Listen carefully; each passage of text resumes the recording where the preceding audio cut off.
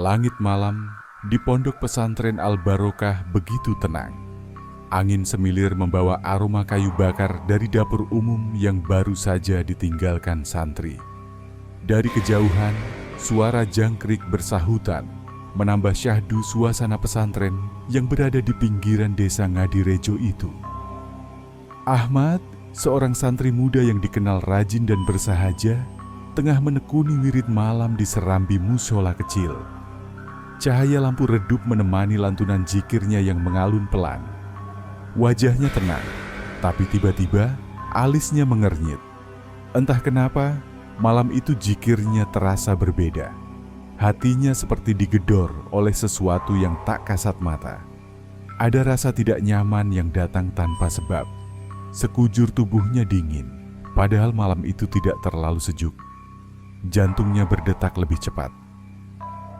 Kenapa rasanya gelisah banget ya? Gumamnya lirih. Begitu zikir selesai, Ahmad beranjak ke kamarnya. Tapi langkahnya terhenti di depan pintu mushola. Di kejauhan, di balik pagar pesantren, ia melihat sosok lelaki berpakaian putih berdiri diam. Wajahnya samar tak jelas, seperti tertutup kabut. Sosok itu hanya berdiri mematung, menatap ke arah Ahmad. Ahmad refleks membaca ayat kursi. Tapi bukannya menghilang, sosok itu justru perlahan melangkah mundur, lalu lenyap dalam gelap. Siapa itu? Tanya Ahmad pada dirinya sendiri, bingung dan sedikit takut. Sesampainya di kamar, Ahmad tak langsung tidur.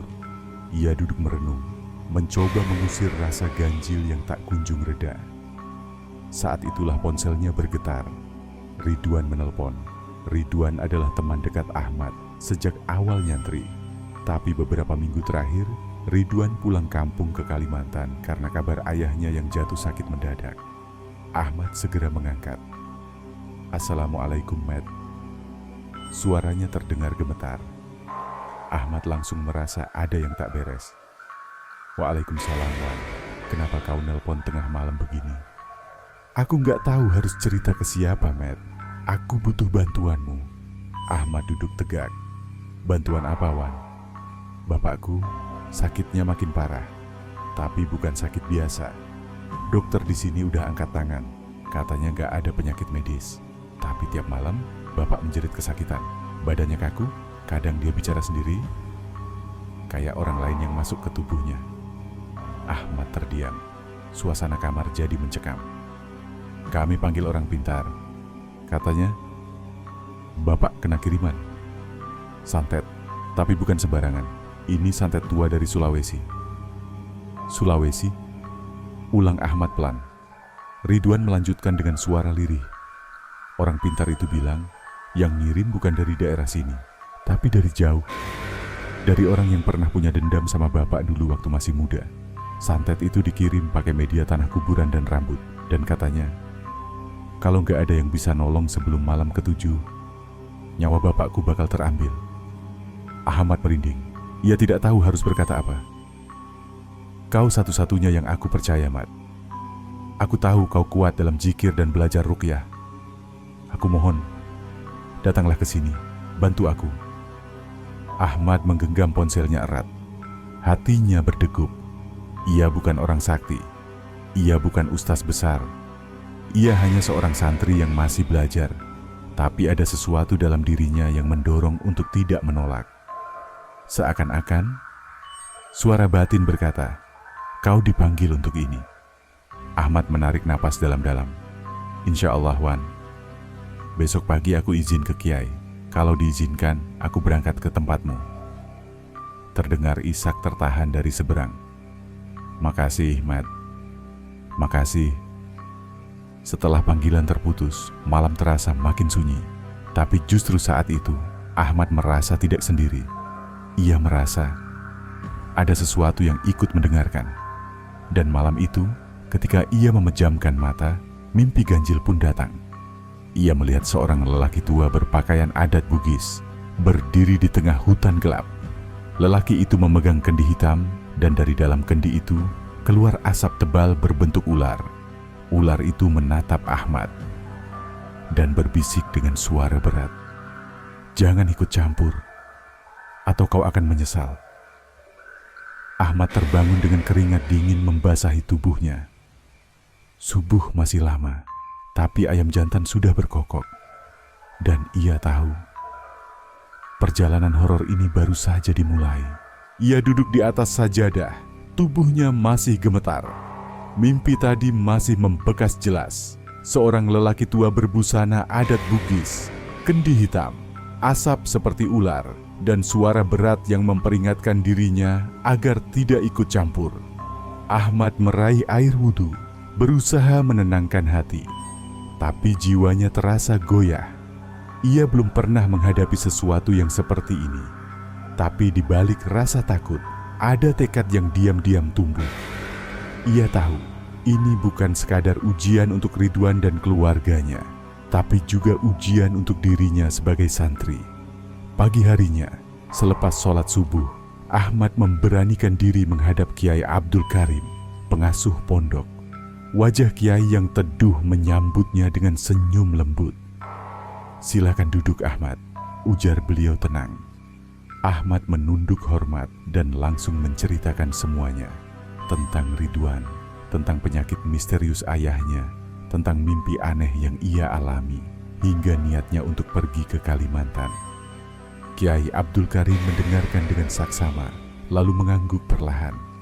Kadang, Allah menempatkan seseorang dalam situasi yang tak ia minta, karena di sanalah Allah siapkan kebaikan besar. Ahmad diam, menunggu petunjuk. Kiai lalu membuka laci mejanya dan mengeluarkan sebuah tasbih kayu tua yang tampak menghitam di beberapa bagian. "Ini bukan tasbih biasa," kata Kiai. "Tasbih ini pernah digunakan oleh guruku dahulu dalam perjalanan menghadapi gangguan gaib di pedalaman Sulawesi. Pakailah ini untuk meneguhkan hatimu dan melindungimu saat zikir." Ahmad menerima tasbih itu dengan takzim. "Dan ingat," lanjut Kiai, "jangan sombong dengan bacaanmu. Jangan merasa lebih kuat dari yang tak terlihat. Niatkan semata-mata menolong karena Allah." Ahmad mengangguk dalam. Hatinya mulai mantap. Beberapa jam kemudian, Ahmad berangkat. Perjalanan menuju tempat Ridwan bukanlah hal mudah. Ia harus naik bus lintas pulau, lalu disambung dengan kendaraan kecil menelusuri pedalaman. Tapi rasa lelah tidak seberapa dibanding beban di hatinya. Setibanya di rumah Ridwan, yang terletak di tepi desa kecil di Kalimantan Tengah, Ahmad disambut suasana yang sangat berbeda. Udara di sekitar rumah terasa berat. Bahkan sebelum menginjak halaman, Ahmad bisa merasakan hawa aneh seperti menyelimuti tempat itu. Pohon-pohon di sekitar rumah terlihat seperti merunduk. Angin berhembus pelan tapi membawa aroma anyir tak jelas sumbernya. Ahmad menatap langit, matahari bersinar tapi terasa dingin. "Ahmad," suara Ridwan memecah lamunan. Wajahnya tampak letih dan pucat. Mereka saling memeluk sebentar, lalu Ridwan membawanya masuk. Begitu Ahmad melewati ambang pintu, tubuhnya langsung menggigil. Bukan karena suhu, tapi karena ada sesuatu yang menolak kehadirannya. Di ruang tamu, seorang perempuan setengah baya, Ibu Ridwan, duduk sambil menggenggam mushaf. Di sebelahnya, seorang lelaki tua terbaring lemah di atas kasur kecil di lantai. Itulah Pak Ramli. Matanya terbuka, tapi tatapannya kosong. Sesekali tubuhnya kejang perlahan. Tapi yang paling mengganggu adalah suara lirih yang keluar dari mulutnya, seperti bisikan dalam bahasa asing, mungkin bahasa daerah. Ini baru mulai sejak 2 malam terakhir, jelas Ridwan lirih. Dan semalam, dia sempat menyebut namamu, Matt. Padahal beliau nggak tahu kau akan datang. Ahmad terdiam. "Dia sebut namaku," Ridwan mengangguk. Pelan banget, kayak orang meracau. Tapi jelas dia bilang, "Panggil Ahmad, hanya dia yang bisa." Ahmad menatap Pak Ramli. Sejenak, mata lelaki tua itu bergerak, menoleh pelan ke arahnya. Dan untuk sepersekian detik, Ahmad melihat pupilnya berubah menjadi hitam pekat, tanpa putih. Namun tak lama, mata itu kembali normal dan Pak Ramli memejamkan mata lagi. Ahmad menarik napas panjang. Malam nanti, ia akan memulai zikir khusus yang diajarkan kiainya. Tapi sebelum itu, ia butuh menenangkan diri. Saat menjelang maghrib, Ahmad memutuskan untuk berjalan ke belakang rumah. Di sana, ia menemukan sebuah sumur tua yang sudah lama tak digunakan. Tapi yang aneh, di pinggiran sumur itu ada jejak-jejak tanah yang basah dan bekas tapak kaki kecil. Seperti kaki anak-anak, meski tidak ada anak kecil di sekitar situ. Ahmad membaca istighfar. Hatinya berbisik, ini bukan gangguan biasa. Ini sudah mengakar dan punya sejarah lama. Malam pun tiba, dan di tengah zikir pertamanya, angin berembus lewat celah jendela. Lampu ruangan berkedip.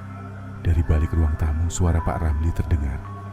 Namun bukan suara rintih kesakitan, melainkan suara tertawa. Pelan, panjang, dan tidak seperti suara manusia. Ahmad membuka mata. Tasbih di tangannya mulai terasa hangat. Dan ia tahu, gangguan itu tahu bahwa ia telah datang. Tawa pelan yang terdengar dari ruang tamu semakin jelas. Bukan seperti suara manusia, melainkan suara berat dan serak, seolah berasal dari tenggorokan yang telah lama tak digunakan. Tawa itu menggema perlahan, lalu berhenti. Seketika, hening, Ahmad menggenggam tasbih erat-erat. Napasnya ditahan. Ia tahu, dalam menghadapi hal seperti ini, jangan panik, jangan langsung menantang, dan jangan menyebut hal-hal yang tidak perlu. Dari arah ruang tamu, suara langkah pelan terdengar, seperti seseorang menyeret kakinya di lantai kayu. Ridwan yang duduk di samping ibunya terlihat pucat. Ia menoleh ke Ahmad, memanggil dengan lirih. "Mat, suara apa itu?" Ahmad berdiri perlahan dan mengangguk. "Kita perbanyak zikir pelan, jangan takut." Pak Ramli yang semula berbaring kini duduk sendiri. Tanpa bantuan siapapun, matanya masih terpejam, tapi bibirnya terus berkomat kamit, bukan dalam bahasa yang bisa dikenali. Tangannya bergerak-gerak pelan, seperti menggambar sesuatu di udara. Lalu, perlahan, ia membuka mata. Namun yang menatap mereka saat itu bukan lagi tatapan seorang ayah, seorang manusia, melainkan tatapan kosong yang dalam, dingin, dan penuh amarah. Ahmad tetap tenang. Ia mendekat, duduk sekitar 2 meter di hadapan Pak Ramli. Tasbih di tangannya terus berputar. Ia membaca Al-Fatihah, ayat kursi dan Al-Ikhlas dalam hati, lalu memulai bacaan zikir perlindungan yang pernah diajarkan kiainya. Subhanal Malikil Quddus, Subhanal Malikil Quddus, Subhanal Malikil Quddus. 3 kali diulang. Lalu Ahmad membaca pelan, "Ya Allah, lindungi hamba dan rumah ini dari segala yang tak kasat mata, yang datang membawa niat buruk, yang bersemayam dalam gelap, yang menjadikan sihir sebagai jalannya." Udara di dalam rumah mendadak dingin. Angin pelan seperti masuk dari arah yang tidak diketahui. Lampu redup kembali berkedip-kedip. Ibu Ridwan memeluk mushaf di dadanya sambil beristighfar. Dan tiba-tiba, Pak Ramli terjatuh ke belakang. Tubuhnya kaku, tapi kali ini tidak menjerit seperti biasanya. Ia hanya diam, dan matanya kosong menatap langit-langit. Ridwan panik. "Ayah, ayah." Ahmad berdiri cepat dan memegang bahu Ridwan.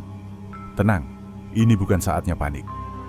Ahmad mendekat dan memeriksa denyut nadi Pak Ramli. Masih ada, tapi sangat lemah. Ahmad menutup matanya sebentar, lalu membuka kembali. Dengan suara tenang ia berkata, "Bukan tubuh ini yang disakiti saat ini, tapi jiwanya sedang ditarik. Ditarik ke dalam ruang gelap yang tak bisa kita lihat." Mereka semua terdiam. Ahmad mengambil tempat duduk di samping kepala Pak Ramli dan mulai membaca surah Yasin pelan-pelan. Suaranya menembus heningnya malam. Tapi pada ayat ke-9, suatu hal aneh terjadi. Gelas-gelas di meja bergetar sendiri. Bingkai foto jatuh dari dinding. Dan dari arah belakang rumah, terdengar suara anak kecil tertawa. Tapi Ridwan tahu, Tidak ada anak kecil di rumah mereka. Ahmad langsung berhenti membaca. Ia menoleh pelan ke jendela. Di luar, remang cahaya bulan menyorot ke arah sumur tua di belakang rumah. Dan di tepi sumur itu, berdiri sesosok kecil, tubuhnya seperti anak usia 7 tahun. Tapi wajahnya terlalu pucat, matanya terlalu besar, dan rambutnya menjuntai seperti basah. Sosok itu menatap langsung ke arah jendela, ke arah Ahmad. Kemudian tersenyum. Ahmad menutup mata sebentar, membaca ayat perlindungan, lalu membuka lagi. Tapi sosok itu sudah tidak ada. Ia tahu itu bukan anak kecil. Itu adalah penjelmaan. Salah satu dari media santet yang dipakai, makhluk pengantar. Malam itu Ahmad tidak tidur. Ia menghabiskan waktu dengan memperkuat zikir, menuliskan ayat-ayat pelindung di kertas, dan menaruhnya di 4 sudut rumah, serta membuat air ruqyah untuk diminumkan ke Pak Ramli esok pagi. Ridwan menemaninya dalam keadaan waspada. Ibu Ridwan hanya bisa berdoa dalam diam. Menjelang pukul 3 pagi, suasana rumah tiba-tiba terasa lebih berat dari sebelumnya. Pak Ramli mendadak mengerang, tapi matanya tetap tertutup. Tubuhnya sedikit menggeliat. Lalu, dari mulutnya keluar suara yang bukan suara manusia. Kembalikan dia, atau kalian semua akan ikut bersamanya. Ahmad berdiri, dada berdebar, tapi langkahnya mantap. Ia tahu, besok malam akan menjadi puncaknya. Dan malam itu sebelum fajar menyingsing, Ahmad bermimpi lagi. Kali ini ia berada di hutan yang sangat lebat. Kabut tebal menyelimuti. Dari kejauhan, ia melihat kembali sosok lelaki tua berpakaian adat Bugis, berdiri dengan kendi hitam di tangan. Tapi kini, di belakang lelaki itu, tampak puluhan bayangan hitam tak berbentuk, berdiri dalam diam. Sang lelaki berkata tanpa membuka mulut, "Kau ingin melawan, maka datanglah ke tempatku, sebelum nyawanya yang dibawa." Ahmad terbangun. Dengan keringat dingin, ia menatap langit-langit kamar dan berbisik, "Ya Allah, kuatkan aku." Masih dalam suasana gelap menjelang subuh, Ahmad bergegas mengambil air wudhu. Hatinya berat. Mimpi tadi bukan sekadar mimpi biasa. Ia tahu betul, ketika mimpi bersambung dengan kejadian nyata, maka itu adalah isyarat. Dan mimpi yang berulang, selalu dengan sosok lelaki Bugis tua dan kendi hitam, menunjukkan bahwa gangguan ini memiliki akar yang dalam dan mungkin sudah turun-menurun. Setelah sholat subuh, Ahmad duduk bersama Ridwan di teras. Langit perlahan mulai membiru, ayam jantan bersahutan dari kejauhan, tapi hawa dingin belum mau pergi. Ahmad memulai pembicaraan. "Wan, keluargamu pernah cerita soal masa lalu? Atau ada kejadian aneh sebelum ayahmu seperti ini?" Ridwan tampak ragu. Ia menatap jalan setapak di depan rumah, lalu berkata pelan, "Ada satu hal, Matt. Tapi ini udah lama banget, sebelum aku lahir." Ahmad mengangguk. "Coba ceritakan, mungkin itu penting." Ridwan menarik napas. Dulu, waktu ayah masih muda, beliau pernah merantau ke Sulawesi, tepatnya di daerah pesisir. Katanya sempat tinggal lama di sana, bantu-bantu di kebun salah satu keluarga kaya. Tapi setelah beberapa bulan, beliau tiba-tiba pulang. Nenek pernah bilang, waktu pulang, ayah nggak banyak bicara, sering mengurung diri, seperti habis melihat sesuatu yang nggak bisa dilupakan. Ahmad langsung merasa ada kaitan. "Daerah mana di Sulawesi?" tanya Ahmad. "Kayaknya di daerah Bon atau sekitarnya, tapi aku nggak yakin." Ahmad mulai paham. Bone dikenal sebagai salah satu daerah di Sulawesi yang masih memiliki warisan ilmu-ilmu tua, termasuk yang digunakan dalam jalur santet dan ilmu hitam kuno. Di sana, praktik seperti pabura, tenung, atau penggunaan benda pusaka bertuah masih dipercaya oleh sebagian orang. "Apakah selama ini ayahmu pernah cerita soal kendi hitam?" tanya Ahmad. "Hati-hati." Ridwan terdiam sejenak, lalu mengangguk perlahan. "Iya, waktu aku kecil, beliau pernah nyebut benda kayak kendi, tapi waktu itu cuma bilang, Kalau suatu saat kamu lihat kendi tua di mimpi, jangan dekati. Itu bukan kendi biasa, tapi aku pikir cuma cerita iseng. Ahmad memejamkan mata. Semuanya mulai jelas. Pak Ramli mungkin tanpa sadar pernah menyentuh atau berhubungan dengan suatu benda bertuah saat di Sulawesi, entah milik siapa, dan sejak itu hubungan gaib sudah terjalin. Tapi selama ini hanya tidur, sampai sesuatu membangunkannya kembali. Ahmad berdiri. Ia tahu, ia tidak bisa menyelesaikan ini sendirian. Maka siang itu, ia pergi ke masjid besar di desa itu, menemui seorang ustaz sepuh bernama Ustaz Malik, yang dikenal banyak orang karena sering menangani kasus-kasus gangguan gaib. Ahmad menyampaikan semua yang terjadi, dari awal hingga mimpi terakhir. Wajah Ustaz Malik berubah serius. "Ahmad," katanya dengan suara berat, "benda yang kamu lihat dalam mimpi itu, kendi hitam, kemungkinan besar adalah wadah pengikat niat. Dalam beberapa tradisi tua di Sulawesi, orang bisa menitipkan amarah, sakit hati, bahkan dendam dalam benda. Selama benda itu tidak dihancurkan atau tidak ditutup dengan ayat-ayat tertentu, ikatan itu tetap aktif dan bisa berpindah ke siapa saja yang pernah menyentuh atau terlibat dengannya." Ahmad terdiam. Dan kalau benar ada bayangan-bayangan dalam mimpimu, itu artinya wadah itu bukan satu-satunya. Bisa jadi yang mengirim santet ke Pak Ramli sekarang bukan orang yang sama dengan yang menyimpan dendam di masa lalu, tapi mereka menggunakan benda yang sama. Dan itu artinya serangan kali ini bukan karena dunia, tapi karena warisan dendam lama yang belum selesai. Ahmad menatap lantai. Lalu dengan yakin, ia berkata, "Saya akan selesaikan malam ini, Ustaz." Ustaz Malik mengangguk, lalu memberikan Ahmad sehelai kain putih bertuliskan ayat-ayat pelindung, dan satu botol kecil berisi air yang telah dibacakan doa-doa. "Malam ini, sebelum tengah malam, letakkan ini di dekat Pak Ramli. Baca ayat kursi 7 kali, lalu bacalah ayat terakhir dari surah Al-Hasyr. Kalau benar yang datang adalah dari jalur santet tua, mereka akan terusik dan akan muncul." Ahmad menerima benda-benda itu dengan hati mantap. Malam menjelang, Ahmad kembali ke rumah Ridwan. Udara malam terasa lebih dingin dari biasanya. Di atas rumah, awan tebal menutup bulan. Daun-daun kering berserakan di halaman, seperti disapu angin dari arah sumur tua. Pak Ramli tidur di ruang tengah. Ahmad meletakkan kain putih di dekat kepalanya. Air ruqyah diletakkan di sisi kanan. Ridwan dan ibunya berada di ruangan lain, membaca doa bersama.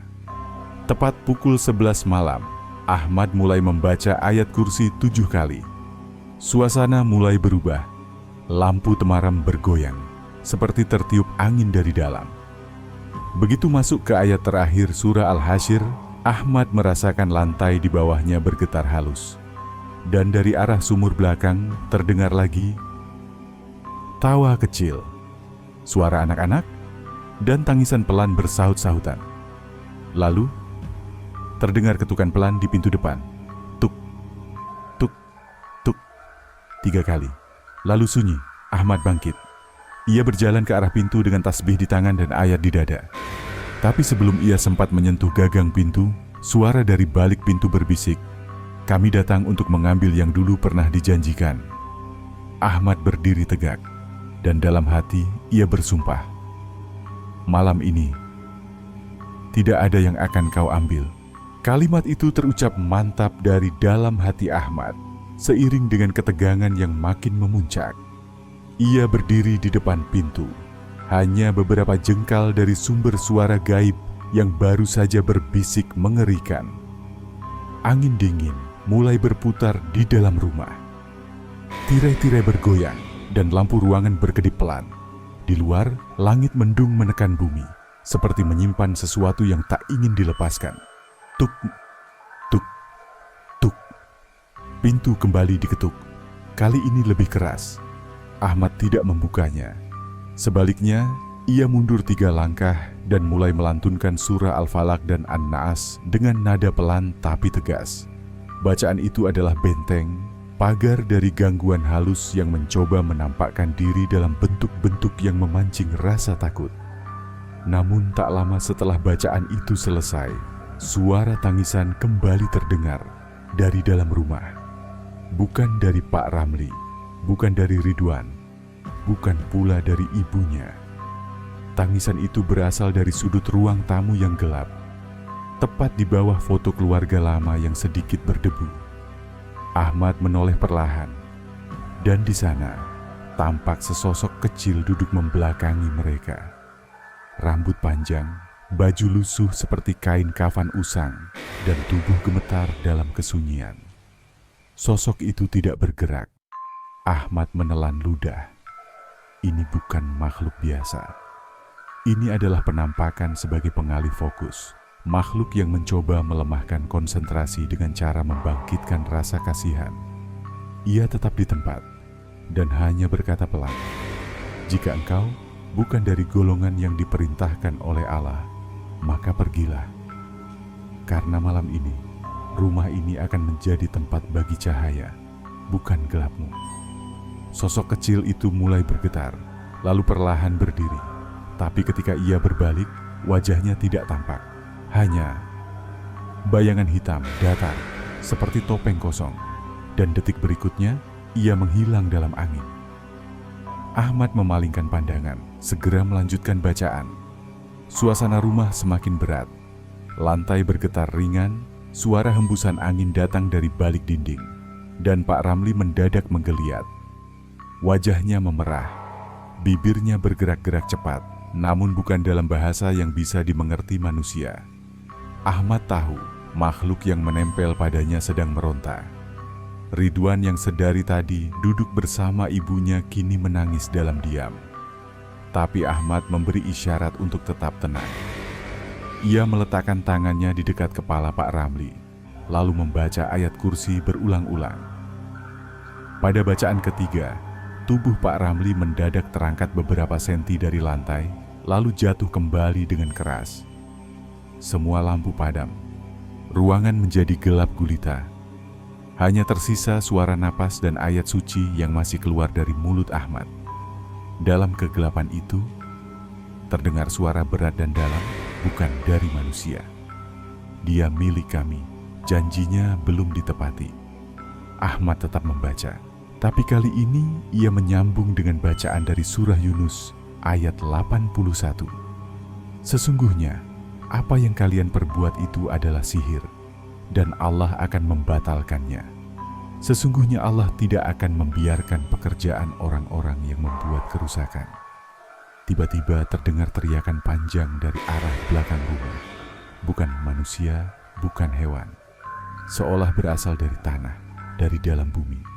Lalu pintu belakang rumah terbuka sendiri. Ahmad bangkit dan berjalan pelan ke sana. Langkah demi langkah, ia melewati ruang dapur yang gelap, lalu menatap keluar. Di halaman belakang, sumur tua yang selama ini jarang diperhatikan, kini tampak berbeda. Ada cahaya kebiruan samar yang keluar dari dalamnya. Dan di sisi sumur, berdiri kembali sosok lelaki tua dengan pakaian adat Bugis, membawa kendi hitam di tangannya. Tapi kali ini, sosok itu lebih nyata. Tidak lagi seperti mimpi. Ia menatap Ahmad tajam, dan tanpa membuka mulut, suaranya menggema langsung dalam pikiran. "Kau datang untuk memutus." Tapi ini bukan hanya tentang ayahnya. Ini tentang rantai yang kau sendiri belum pahami. Ahmad melangkah ke depan, masih dalam zikir dan bacaan pelindung. Ia sadar, malam ini adalah malam penentuan. Bukan hanya untuk menyelamatkan Pak Ramli, tapi untuk memutus satu lingkaran hitam yang mungkin sudah berjalan lintas generasi. Dan saat ia berdiri hanya beberapa meter dari sumur itu, angin berhenti. Langit membisu. Lalu, kendi hitam itu mulai bergetar di tangan lelaki tua tersebut.